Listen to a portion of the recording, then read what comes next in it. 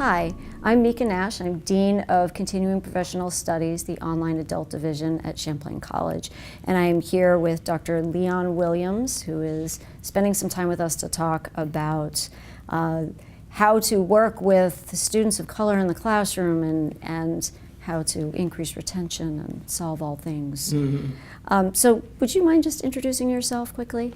Yes, my name is Leon Williams, and I was fortunate to go to attend a small private institution, Ohio Northern University, probably a school I shouldn't have been accepted in. Actually, I was a 2.7 high school student, graduating senior. I earned a 11 on the ACT twice. An 11 my junior year and an 11 my senior year. And the joke has always been, you didn't get no smarter in the whole entire year. So, but yeah, I earned an 11 and I got in through the grace of God to a premier private institution in Ohio. Finished up a bachelor's degree in business management. I went on to get my master's. I played college football, so I was able to be a student athlete. I went on to get my master's, and I was fortunate, the dean of students at that time, that I would be a great person to serve in the role of director of multicultural affairs / assistant football coach. And during the interview, I asked him why would he have interest in me. He said, well, you're exactly the story that we want everyone to hear and to share. Public education, didn't have the grades, didn't do well on standardized tests, but in 4 years, you earned a bachelor's degree in business management. And that led to me becoming serving in a dual role of director of multicultural affairs, assistant football coach, getting my master's in counseling education. So I coached for many years, and then I had this interesting thing happen. I coached for about 8 years in this dual role. And this interesting thing happened where I felt that there were enough black coaches that I needed to be an administrator in higher education. So after that from 1993 to 2000, in 2000, I never prepared a college coaching resume. And I mean, I think back on that now because coaches make a ton of money now. But I chose the route of being a black African-American administrator because I hadn't seen too many of them other than my mentor. So I chose the route of multicultural affairs and student life, and I ventured to a place where people didn't believe diversity could work. It was in Northwest Iowa, a small institution, Buena Vista University in Storm Lake, Iowa, and there I arrived, there was about 1% diversity. And we were only black family in town. There wasn't a lot of diversity amongst faculty and staff. People said, why would you take your career and go to an institution that has no diversity after coming off a strong 7 years at Ohio Northern University? But I felt that in order to be authentic and genuine and give respect and reverence to the field, you need to go to a place where it would be difficult and challenging to implement diversity, as opposed to taking over another office that already had the structures, the systems, the recruiting efforts, the faculty on board. I chose a place that didn't have no foundation. And so in 8 years, from 2000 to 2008, the population of diversity grew from 1% to 12%. Wow. It was the largest increase in diversity in retention and matriculation to graduation that any school had ever seen in an 8-year span. And it really propelled my career. I learned a lot about diversity and how to implement diversity and to how to recruit students and retain students and help them matriculate to graduation, the understanding of they need a family and a support system, so on and so forth. And so throughout all this time, I'm journeying with a beautiful wife and children who are taking on all of these cultural differences and opening our eyes as a family. And so it did as much for us that it did for students, I believe. And so in 2008, I had an opportunity to move to North Carolina and continue that diversity work at Elon University. And so I have had, in totality, 20 years of a wonderful experience of higher education. And I've met some wonderful colleagues along the way. Even my current co-author, and the reason why I'm here at your institution today, Maria Erb, is traveling with me, and she opened me up to another phase of diversity and deepened my understanding of first in the family and first generation college students. And I have a ton of wonderful colleagues that have really blessed me to come to this understanding of what diversity is and how it should be cared for and nurtured. So you said earlier on that you went to a place where they didn't believe diversity could happen. They Absolutely. didn't believe. What does that look like, and how do you transcend? Right. Because it's geographically, it was located in a place where the institution and others in the profession of diversity and multiculturalism didn't believe students would go to. So that's not necessarily a knock on the institution as much as it is how would you get students to go to a remote location, an island, if you will, a place where there is not a fostering of diversity. And if you think about our map and you look at this small private institution that was in northwest Iowa, I'm talking an hour from South Dakota and North Dakota border, where was the diversity going to come from that would really impact the campus? So you can recruit within the state of Iowa, right? So you can get students of diverse backgrounds within the state of Iowa, but you may be drawing the same perspective that's already on your campus, even though they may look differently. They may have a different language that they use, or they're from a different country. Because of the culture of the state, you may be drawing the same perspective. So my understanding was, okay, not only do we need to recruit within the state, we also needed to recruit in the Midwest. So we recruited students from Kansas City, Missouri, St. Louis, Chicago, Illinois, Omaha, Nebraska, and Minneapolis, Minnesota. So we were able to bring students. Now you're talking about reshaping a campus culture. And the interesting thing was how our students from Iowa City and Des Moines interacted with students from Chicago. But they were both Black or both Latino or both Asian American. It was completely different. And that really opened my eyes up to geographical diversity also matters. I think you need that in-state recruitment of diversity and continue to value that diversity. But there are also some distant diversity that is necessary on your campus to help shape the perspectives that are already on your campus.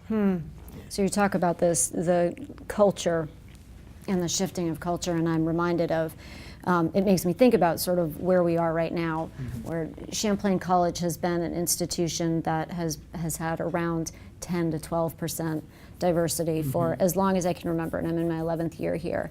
And when I started at CPS, at the online division, we were about there. We were about 10% students of color, and we had between 600 and 700 students. And over the last few years, we have created partnerships with very diverse organizations, the federal government being one, several, AT&T being another one, for example. And our numbers have really shifted. And I remember hearing from someone who was a CDO that once you hit about 30% students of color, people from underrepresented groups, you feel the difference in the experience. And that was, I think we started feeling it a bit before that, but certainly we began to feel, there were classes that were 50%, 60% students of color. And we started being, when you were talking about that first position that you went to, I was thinking about being called. Yeah. You know, that it feels like that when you talk about, you could have done this would have been easier, and you did this other thing. Yeah. And so I'm thinking about that idea of culture shift and what that means and what kind of work folks need to do who are on the ground supporting those students. How do you walk that walk of that shift? Right. I think the first thing, and especially in my professional and personal experience, was to come to an understanding of where I was really at. when I left Ohio Northern University and I took on this responsibility at Buena Vista University, it was because of the lack of diversity by perception, lack of diversity by cultural celebrations, lack of diversity of, in my particular case, Black consciousness. That environment influenced me to look deeper into who I was. Because there was such a lack, you were more intentional to study yourself. Because of the conversations around you, because of when you walk into meetings, you're the only Black person, it made you think of you. So before we ever get to students as professionals, we have to examine where we're truly at and have an honest dialogue and conversation about our own bias. That teaching, that self-exploration allowed me to understand and put programs in place and have conversations with professionals at a much deeper level, because now I was thinking, what is it like for you to walk in either comfort or privilege, and now having to embrace difference. And so what I was going through, were you going through similar things? And so it's interesting, my first connections at Buena Vista University were with women. Yeah. Makes sense. Yeah. Right. Another The parallel, marginalized, that's historically right. marginalized group who they tend to, they at that particular institution, they got it before others. So the diversity work became a little bit easier, because now as I cast a wide net, I was able to bring up people pulling on heart connections and relating to them through our experiences, as opposed to going in with deep pedagogy and deep diversity research. I went in a very practical sense of building relationships on what mattered most to us. And now that you have that heart connection, now you can do work more effectively. And my colleagues became branches of the tree I was trying to plant. Before the tree was actually grown, they became branches, so they were able to talk about Leon's heart connection before they ever knew me as a professional. And whatever my agenda was, whatever my job description, my objectives. So helping people understand where they are at and having a honest, genuine dialogue about it is the place to start. And that takes a lot of transparency. That takes a lot of courage, because you're going to actually disclose where you're really at on this subject matter. I have wonderful colleagues in Iowa. When I first started actually teaching a Martin Luther King class, we actually spent 4 months, me and these 2 white female colleagues, just getting to know where we're at. We co-facilitated this class. It was during our January term, which is a short term, to talk to them and to learn about their honest perspective of what Blackness is, what Martin Luther King was all about, what Gandhi was all about, what Henry David Thoreau was all about, what the movement is all about, what is solidarity, what is truly nonviolence, how does this next generation, how do we teach this next generation? That took months to get to an honest place to be able to facilitate a classroom. Most of us, when we have a diversity agenda on the table, there's not that much of an in-depth preparation for the diversity work or the diversity conversation. So what happens is, once diversity is presented, now you have to draw from your bias as opposed to your consciousness per se, because you haven't done the prep work. It's just like service learning. If we go onto a Boys and Girls Club, YMCA, dealing with kids that may be at risk of some sort or it's labeled as at risk, but we're serving, you can do more damage walking into those settings having not done the prep work. Because you're going in with the lens that is stereotypical, a stigma, etc. We need the hours, we record the hours, but we don't really address the needs of the people because we don't understand the needs of the people. So for example, instead of going into a setting to help kids read, I would challenge you to look at institutional oppression, structural oppression, and individual oppression. Because not only do we need to help kids read, why is there a lack? Or why are students performing? Why are their reading comprehension levels low? So I don't want you to just go in and serve. I want you to understand the structures that serve as umbrellas that walk with these students as clouds. And so it's so much prep work and cleansing, and I had to strip myself coming from a pro-dominant black community, K through 12, black teachers, black schoolmates, some white friends sprinkled here and there, black community. Before I became a great professional, I had a lot of stripping to do. And here's another added piece. My mother is from Alabama. My father's from South Carolina before they moved to Ohio. Two major slave states. So how much direct and indirect grooming and teaching did they offer the kids? And they didn't even know. We talk about that in the book that we're going to be sharing later about the experiences, and this is part of that scholarly personal narrative, me sharing how that impacted my perspective of white America and of blackness. And where did we fit in the conversation, given that they came from two slave states?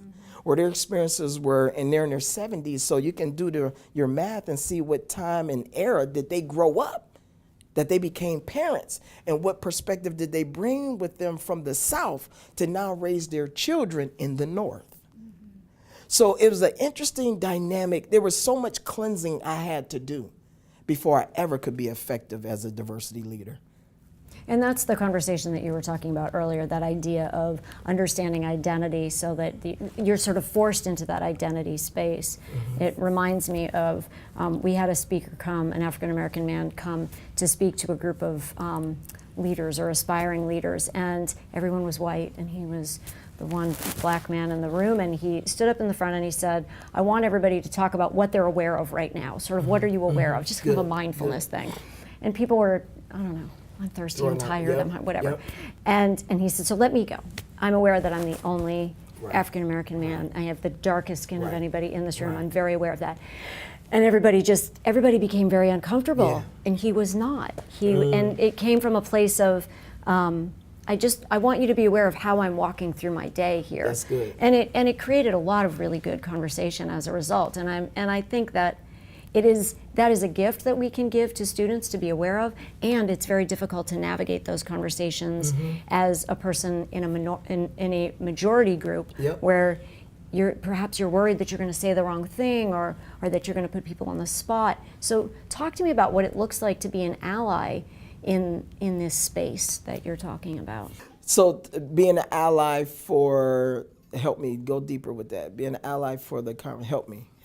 So what does it look like when you talk about making those connections that are based, those heart connections that are relationship based, and it was you sort of reaching out to white women that you felt could understand at some level what does it feel like to be the only white woman or the only woman in a room, and there are those natural points of connection. How do you come at it, would you suggest, as a white person, as a white male, as a white cis male?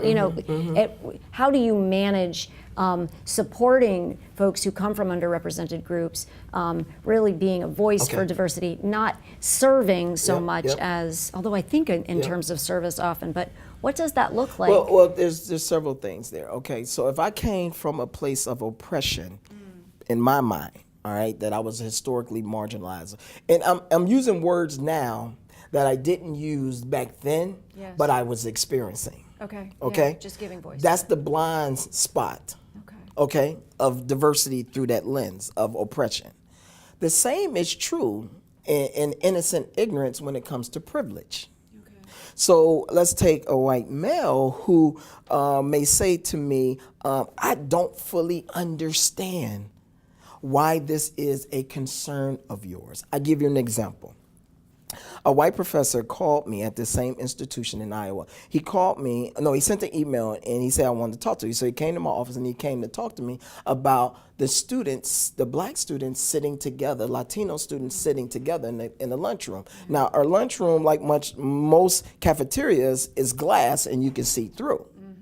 So I said, well, there's a few layers to this. I said, one, they spend the entire day in classrooms where they don't see much of themselves. So they look forward to the fellowship and being in a setting where they can be more comfortable.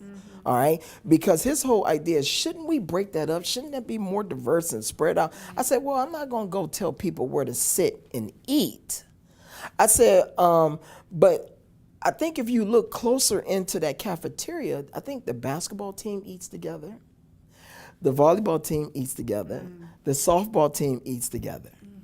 I said, it's not necessarily a black cultural thing as much as it is, and we don't give credit to students for this.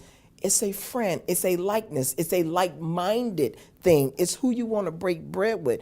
All of us have certain people we really don't invite to our house to eat.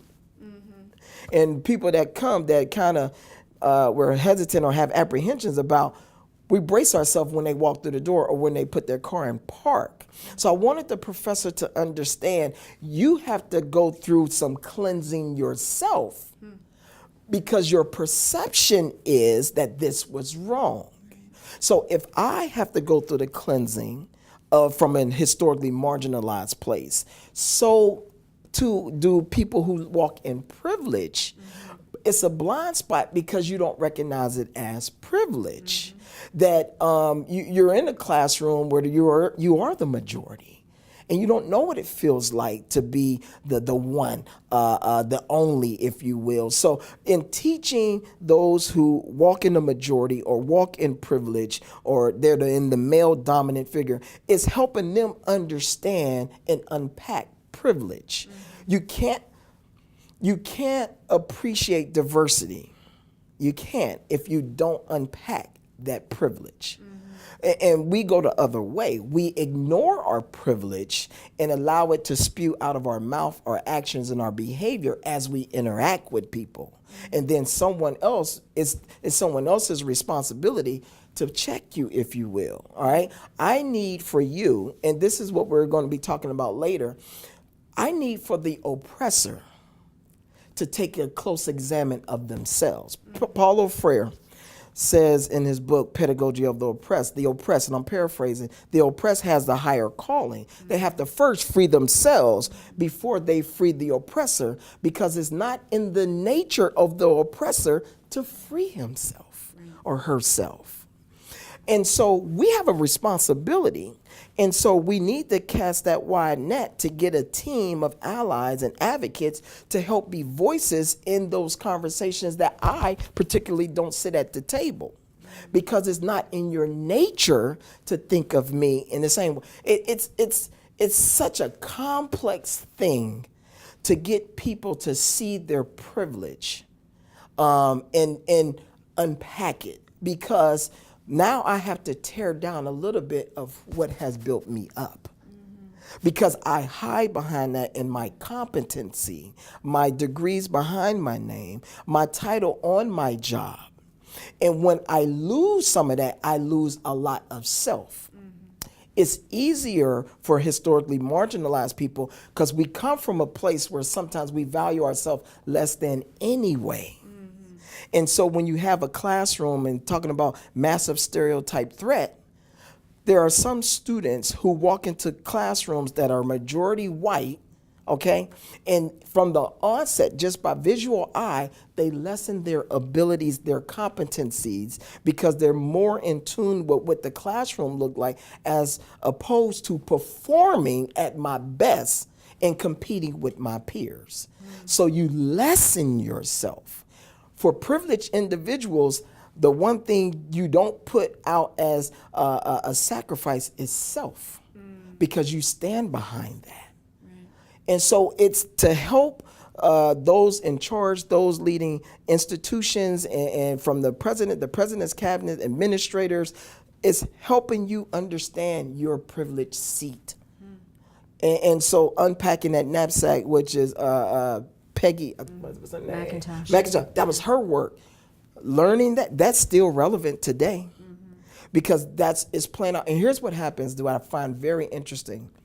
When you're a colleague of privilege, you tend to team up with privilege and disconnect from the issues that may be playing out in someone else's life. So we can make decisions at the table that may be a detriment to other people, but I'm going to agree with it because I'm at a table of privilege.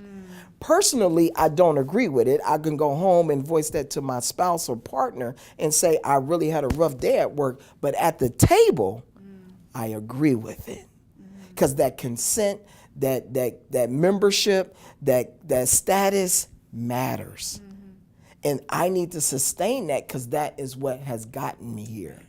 But as a result, we have student suffering, homelessness, poverty, sex trafficking, human trafficking.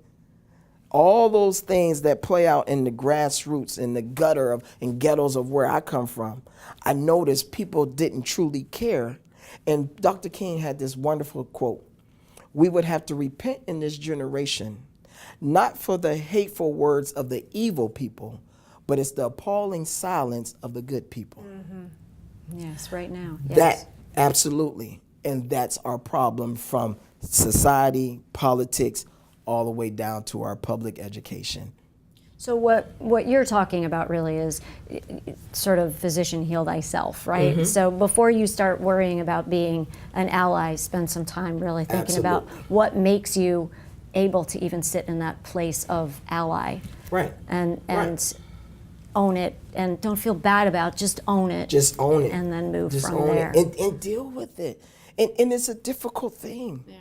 My first incident in higher education, student walked in my office crying, and I asked what was the problem. And some football players, now mind you, I coach football. Some football players threw some things at him, and he felt that this was the only place he can go to get some help. The student was gay. So the students who were throwing things at him was calling him names and attacking him verbally. Now, I am wearing a very masculine hat. I am wearing a very student athlete hat. I'm a coach. I had never dealt with this personally. I knew from the time he opened his mouth and told me the story that I was going to have limited support for this student. I knew it. I knew it. How many students walk in our office and we know from the time they open their mouth, or they're one of our students that we're teaching, that because of our bias, because of our stereotype, because of the perspective and the attitude we have, we know from the onset that we're not going to help the students to our full potential. Once that student voiced that concern, I didn't even follow up. It was a shameful act as a new young professional. And I learned right then, regardless of how I felt, regardless of what group I belonged to, what group I wanted to protect, any student that walked in my office, my job is to serve them. That was my first lesson in higher ed as a professional. I will never forget it, because it opened my eyes to diversity. It opened my eyes to bias. It opened my eyes to care and concern for students.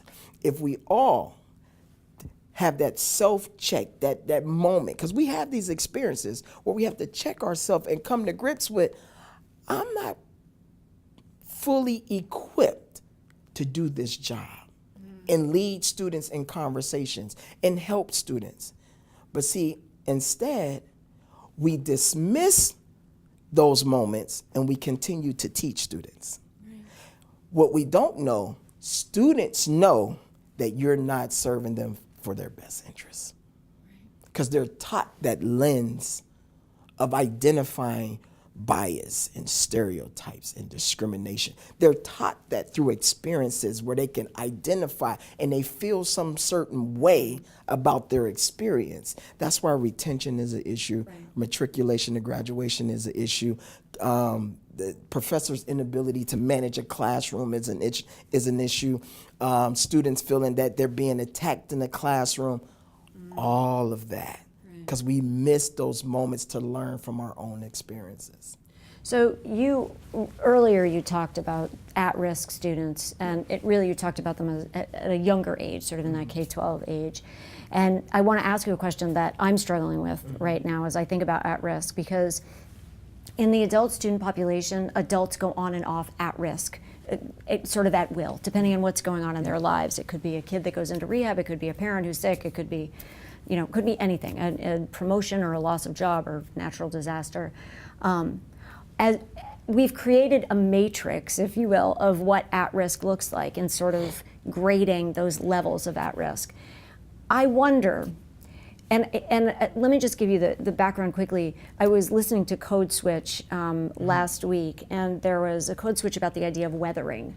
And weathering, I don't know if you're familiar with the concept, but the idea is that it came from this realization that white women and black women, if you take just sort of those women postpartum, black women were much more likely to die than white women, regardless of socioeconomic status. So you could have a very well-off black woman who is much more likely to die than a woman who is very low socioeconomic status, who's white. And they talked about weathering and what happens to the body physiologically just growing. And sort of thinking about your experience of, what this looks like because you felt it through experience. What is your thinking about the idea of at risk, sort of assuming that, and I'm queasy about even asking this, but assuming at risk status for students of color just because of that weathering experience of growing up in this society? Is that, what does that feel like to you? And help me with what's your question out of I guess the question is, when we think about at-risk, our outreach to students is different. The way that we work with students, we're going to more deeply be much more holistic and sort of direct in the way that we're supporting students. We're going to do lots and lots of outreach. We're going to make sure that you feel our presence as advisors, administrators, and so forth, much more than you might if you're just you came in soaring and you just kind of keep on soaring. So the question is, does that raise you to a level coming in with an at-risk status that is as a result of race? What does that feel like to you? Is that appropriate? It's interesting. There's several ways I can answer that. When you live in, I'll use my example of Youngstown, Ohio, public education, the hood, the ghetto, all the stereotypes. You don't think of yourself as at risk. Right. I didn't learn that I was a at-risk student until actually a white coach pointed out to me that you fall into this population. And see, when you're in it, you don't even know that there's a stigma on you. See, just like ghetto and you're from the hood and all that. Many years ago, that wasn't a conversation. It was where I lived, where I grew up. But the writers and the experts and the scholars, they begin to put these pockets in place to say, oh, this is what we call y'all. This is the box you live in. What happens then is one or two things. It's sink or swim, right? I am so competitive that once I figured out and learned that you already had a negative perception of me, I was more motivated to prove you wrong. Here's the problem with that. You're setting the bar for me now. Because in my eye, I'm trying to live up to your expectation to break that boundary, that glass ceiling. So I spend my life trying to be accepted in an out of a box experience, but in a box comfort zone country club, if you will. So when we have these stigmas and labels of at risk, it can play out in such a way where it motivates people. All right. When others, when they realize it, depending on their support system from home, depending on their support system from friends, if there's no success stories from their community because they're a product of their environment, some people don't perform at the level that they should because they don't feel they have enough support to do so. Now that they understand they are at risk. So it's sink or swim. Either you get motivated to do it or you struggle because you don't have the structure and the support. But it's interesting because at risk was not created by people who are historically marginalized. Yeah, that's right. So again, it's a box placed on a group of people. And it's interesting, the people that place the stigma on you are the very same people that you're trying to live up to. Yeah. What a psychology and training of, and so the criticism of higher ed, at least in the streets, has been you're only getting a degree to go work for somebody. That's right, and to perpetuate. Right. Yeah. And so when you think of at risk, these are the type of things that come to mind. These are conversations, the perspective that I'm sharing, that people have and they're talking about. But here's the code switch. I will never articulate to you how I feel about that because I still need you. Yeah, right. Here's my dad who had to get knee replacement. And I was home. This was many years ago, and I took him to the doctor. And he gave me directions. This is before GPS. He gave me directions. And I pull up to the doctor's office, and we're sitting in the car. And he's sitting there, and I'm starting to open my door. And I said, well, Dad, what's going on? What's wrong? Was this the right place? He said, yeah, this is it. And he kind of puts his head back in his seat, and he says, I'm tired. I said, but Dad, you need the therapy because you had a knee replacement. They're going to get you back stronger. He said, no. I'm tired of having to go to white people to be fixed. I've been doing it my whole life.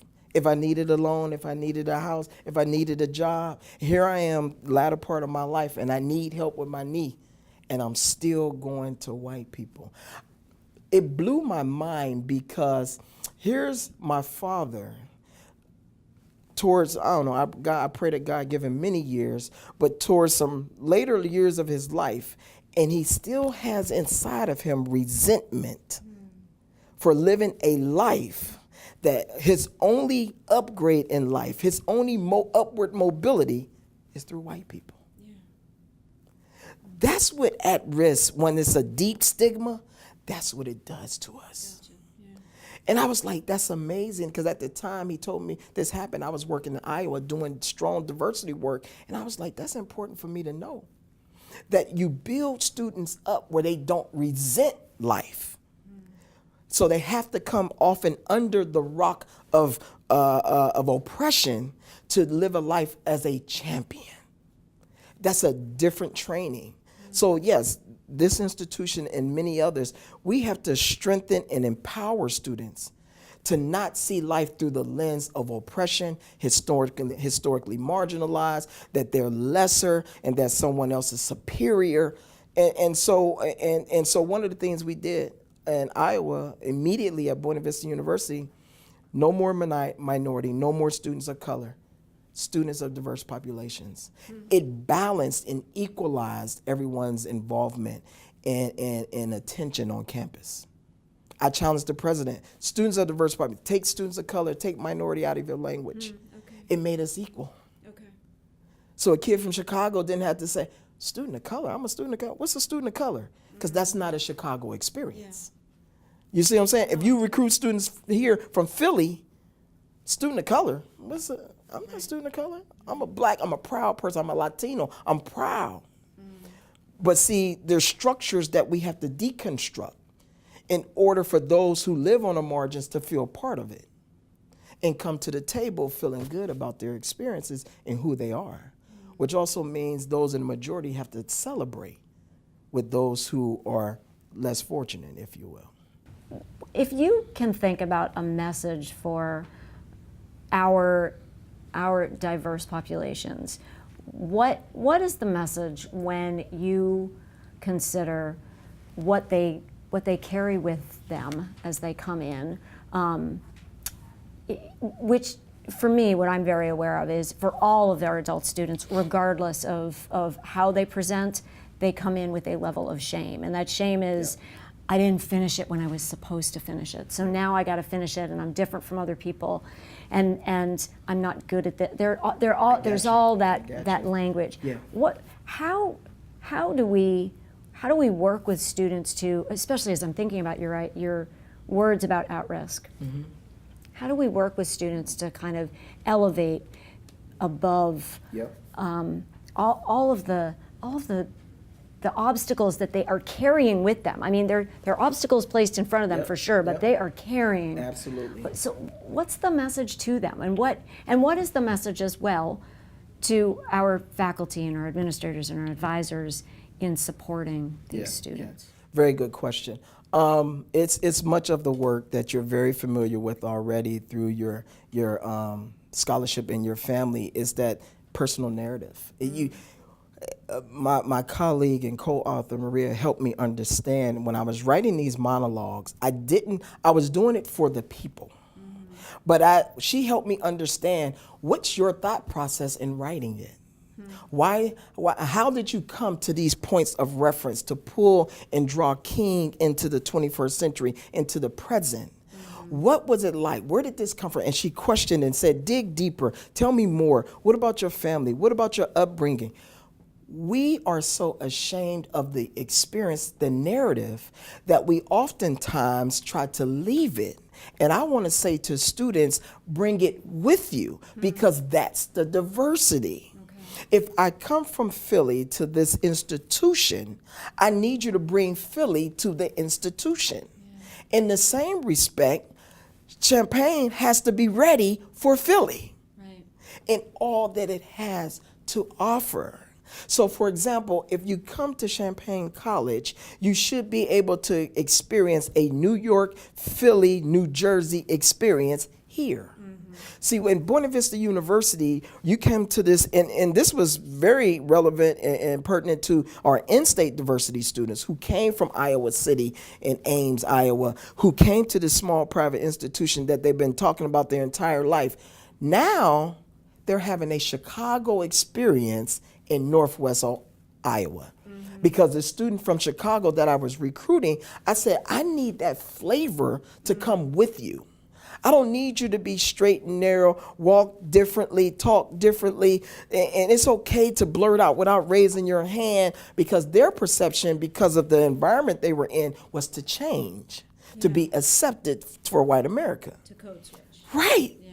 But I need you to just do the opposite. It's the celebration of the narrative that you have to bring with you. But see, America is set up in such a way that we often have told people that that narrative don't fit into the American structure of success. Well, who created that bar?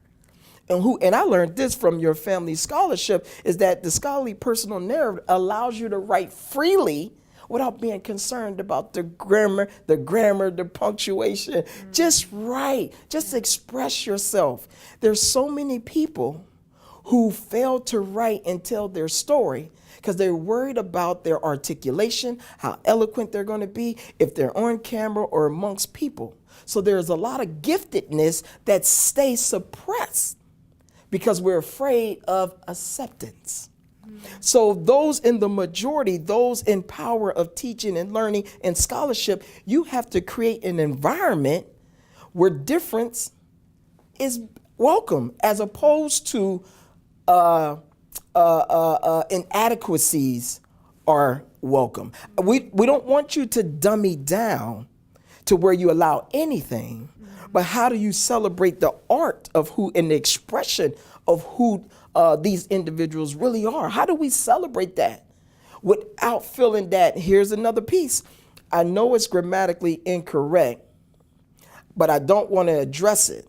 I want this student to continue to write. So we have to have the skills and the pedagogy talent to be able to coach someone to bring them along in their writing, but not insult them to make them feel like they're not competent and that they can't write. And so we have to understand, for one, through my seat, keep the narrative going. Every journey in your life becomes a comma, not a period. So it's not over. You have to continue to write. When we don't measure up to others, we usually put an exclamation point or a period at the end of our story, and we quit. We give up. Your adult learners understand it's only been a comma in my life. That's why they're adult learners coming back. into the setting to say, I can finish this degree. I can continue to go on. I can improve my life, because they understand you can no longer put a period at the end of my story, because it's still being written. And that's the beauty of it, is once you come to that consciousness. And you can't come to that place of consciousness if someone doesn't allow you to think freely in that vacuum. My head coach, I was a freshman in college. I had my first term a 1.25. A 1.25. The institution pretty much said, and I'm paraphrasing, if you don't get it together, you're out of here. Sure. I was the only football player in study table for the rest of the entire year. The head coach would stop into that room, and he never talked to me about football. He talked to me about life. He talked to me about where I was from. Here's a white coach. He talked to me about where I'm from. He talked to me about my family. He talked to me what it was like to live in Youngstown, Ohio. He talked to me like your extended family, your cousins, your uncles, who else has played, who else has attended college. He never once, because to me, every time I seen him, I thought he was going to come in and we was going to watch film and talk football, X's and O's. He never once did that. He wanted me to understand that this conversation means more than any football conversation. Yeah. But what he did is allow me to express myself freely. And he told me something that motivated me beyond measure. He said to me, there are people betting that you won't make it. There are people banking on the fact, even though they've given you an opportunity, there's a little invisible box that they have placed you in that said he will eventually fall into this box. That's higher ed's example. Yes. The prison system is another example. That's why we build prisons, because we know, based on 3rd and 4th grade performances and involvement, that eventually these number of individuals will eventually end in this box. We have to allow people to express themselves in their way, create that platform, no matter how insulting it was. It was the first time in my life that a white guy told me that there was such a system that was betting on me failing. No one had ever told me that. I've heard it from uncles. I've heard it from my family. I've watched movies. But here is the voice of the majority, the privilege, saying, we don't think you're going to make it. From the school you came from, the community you came from, the family structure. That's how we think. He shared the golf course conversation with me. And people know that. So I want to motivate and inspire people to say, keep telling the narrative, keep walking in the narrative. It's just a comma. Thank you so much. Oh, I thank you for the opportunity. Yeah, it's been a blessing. pleasure. Thank Thanks you so much. Thank you. Thank you.